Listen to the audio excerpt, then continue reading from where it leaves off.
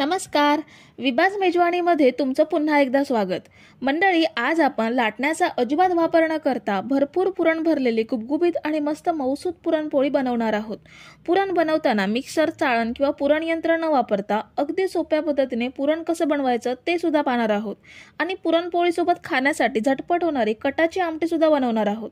चला पटकन रेसिपीकडे वळूयात. सर्वात आधी आपण डाळ भिजवून घेणार आहोत. त्यासाठी 1 वाटी चणा डाळ भांड्यात घेऊयात. चणा डाळ आपल्याला स्वच्छ धुवून घ्यायची आहे. चणा डाळ आपण स्वच्छ धुवून घेतली आहे. आता ह्यामध्ये पाणी घेऊन 2 तास ही डाळ भिजत ठेवूयात. डाळ भिजत ठेवून 2 तास झालेत. ह्यामधील पाणी काढून टाकून डाळ कुकरमध्ये घेऊयात. ह्यामध्ये अर्धा चमचा हळद आणि पाणी घेऊयात. डाळ 1 वाटी घेतली असेल तर 3 वाटी एवढं पाणी ॲड करायचं. आता 2 शिट्टी काढून डाळ चांगली शिजवून घेऊयात. डाळ शिजेपर्यंत पुरणपोळीसाठी पीठ भिजवून घेऊयात. परातीमध्ये 1 वाटी गव्हाचं पीठ घेऊयात आणि त्याच सोबत अर्धी वाटी मैदा घेऊयात. मैदा जास्त जुना घ्यायचा नाहीये. थोडंसं चवीनुसार मीठ घेऊयात आणि आता हे पीठ छान भिजवून घेऊयात.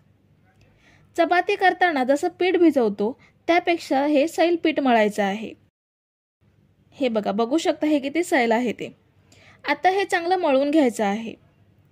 त्यासाठी ह्यामध्ये आपण तेलाचा वापर जास्त करणार आहोत. इथे मी हा मोठा चमचा भरून तेल घेतेय. आता हे तेल पिठात चांगलं मुरेपर्यंत आपल्याला हे 2 ते 3 मिनिटे चांगलं मळून घ्यायचं आहे.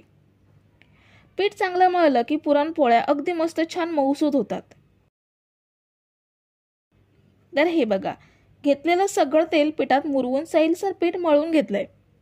आता हे पीठ एका भांड्यात घेऊयात आणि वरून लहान 2 चमचे तेल होईल एवढं तेल ह्यामध्ये घेऊन हे पीठ पुरण तयार करेपर्यंत मुरवून घेऊयात.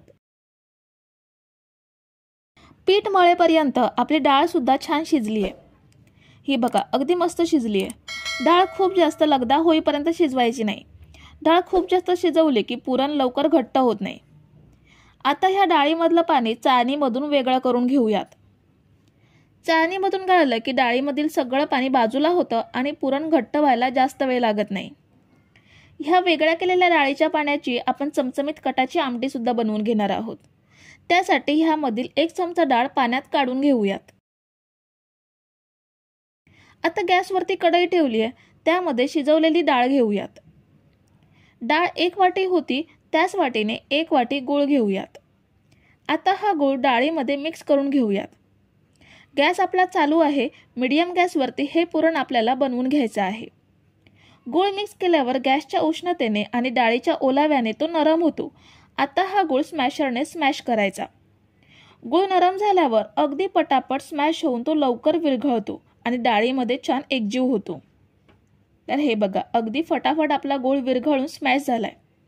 आपण कसलंही पुरण यंत्र, चाळण किंवा मिक्सर सुद्धा न वापरता कढईमध्येच मऊसूत पुरण तयार करून घेणार आहोत. सारखं सारखं स्मॅश करायची सुद्धा गरज लागत नाही. मध्ये 2 ते 3 वेळा असं स्मॅश करून घ्यायचं. अगदी काही मिनिटात असं छान स्मॅश झालंय आणि पुरण घट्ट सुद्धा होत आलंय. आता ह्यामध्ये अर्धा चमचा वेलची पावडर ॲड करूयात. तुम्ही आवडीनुसार जायफळ पावडरचा सुद्धा वापर करू शकता. वेलची पावडर मिक्स केल्यावर एकदा स्मॅश करून घेऊयात. हे बघा, अगदी मऊसूत आपलं पुरण तयार झालंय. कुठेही डाळ राहिली नाहीये. आता हे कढईपासून वेगळं होतंय, पण हे बरोबर घट्ट झालंय का ते कसं ओळखायचं? तर पुरण असं जवळ एकत्र करायचं आणि चमचा त्यामध्ये उभा करायचा. तो तसाच उभा राहिला आणि पडला नाही तर पुरण अगदी परफेक्ट बनलंय. हे बघा, चमचा पडत नाहीये. पुरण चांगलं घट्ट झालंय. आता हे थंड करून घेऊयात. थंड झाल्यावर हे अजून घट्ट होईल. पुरण थंड होईपर्यंत आपण कटाची आमटी बनवून घेऊयात. त्यासाठी अर्धी वाटी सुकं खोबरं पॅनमध्ये घेऊयात आणि हे छान भाजून घेऊयात. साधारण 2 मिनिटातच हे चांगलं भाजलं गेलंय. आता हे पॅनमधून काढून घेऊयात. त्याच पॅनमध्ये 2 चमचे तेल घेऊयात आणि 1 कांदा उभा कापून घेतलाय तो ॲड करूयात आणि भाजून घेऊयात. त्याच सोबत 3 ते 4 लसूण पाकळ्या आणि 1 इंच आलं सुद्धा घेऊयात आणि हे सुद्धा आपल्याला कांद्यासोबत छान भाजून घ्यायचं आहे. कांदा खूप जास्त करपवायचा नाहीये. 2 ते 3 मिनिटं चांगलं भाजून घ्यायचा. कांद्याला हलका तपकिरी रंग यायला सुरुवात झाली आहे. आता काढून घेऊयात आणि थंड करून घेऊयात. कांदा खोबऱ्याचं वाटण थंड करून घेतलंय. आता हे मिक्सरच्या जारमध्ये घेऊयात. त्याचसोबत थोडीशी कोथिंबीर घेते. आता थोडंसं पाणी ॲड करून हे छान वाटून घेऊयात. हे बघा, आपण हे छान बारीक वाटून घेतलंय. आता कढईमध्ये 2 ते 3 चमचे तेल घेते. ह्यामध्ये अर्धा चमचा जिरं घेऊयात. थोडीशी कढीपत्त्याची पाने घेऊयात. जिरं आणि कढीपत्त्याची पाने चांगली फ्राय झाल्यावर गॅसची फ्लेम स्लो करायची आणि सुके मसाले ॲड करायचे. अर्धा चमचा हळद घेऊयात. 1 चमचा लाल तिखट घेऊयात आणि 1 चमचा गरम मसाला घेऊयात. मसाल्यांचं प्रमाण आवडीनुसार कमी जास्त करू शकता.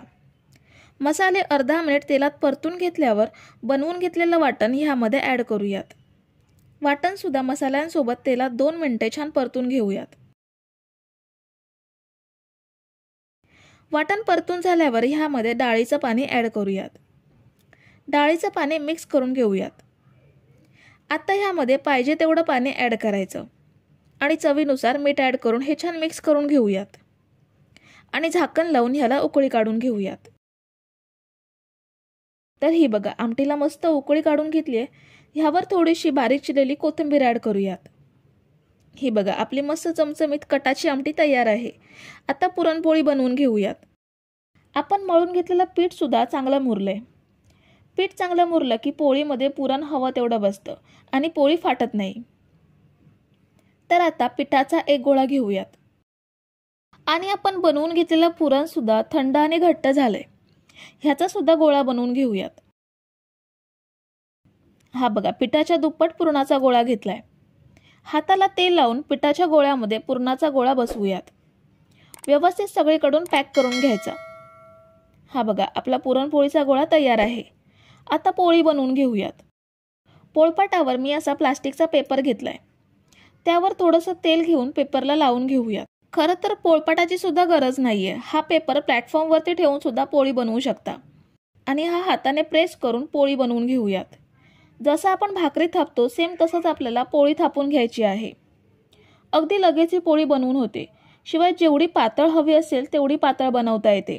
तुम्ही जर इथेपर्यंत रेसिपी बघताय तर तुम्हाला एक विनंती आहे की व्हिडिओला एक लाईक जरूर करा. ही बघा, आपली पोळी आपण मस्त बनवून घेतली आहे. आता तव्यावर भाजून घेऊयात. तव्यावर पोळी टाकताना मात्र काळजी घ्यायची, कारण प्लास्टिक पेपर तव्याला चिकटू शकतो. पण मी सगळ्या पोळ्या ह्या प्लास्टिक पेपरवरतीच बनवल्या. जराही कुठे प्लास्टिक पेपर चिकटला नाही. किंवा प्लास्टिक पेपरऐवजी बटर पेपरचा सुद्धा वापर करू शकता. पोळी छान भाजून घेऊयात. आवडीनुसार तेल किंवा तूप लावून पोळी छान भाजून घ्यायची. दोन्ही साईडने अगदी मस्त टम्म फुलली आहे. बाकीच्या पोळ्या पण अशाच बनवून घेऊयात. तर मंडळी, आपण एकदम सोप्या पद्धतीने बनणारे, जास्त भांड्यांचा पसारा न करता पुरणपोळी किंवा तेलपोळी कशी बनवायची ते पाहिलं आणि मस्त अशी कटाची आमटी सुद्धा बनवून घेतली. मंडळी, तुम्हाला रेसिपी आवडली असेल तर व्हिडिओला लाईक करा. रेसिपी कशी वाटली हे कमेंट करून सांगा. चॅनलला सबस्क्राईब केलं नसेल तर पटकन सबस्क्राईब करून घ्या. थँक्यू.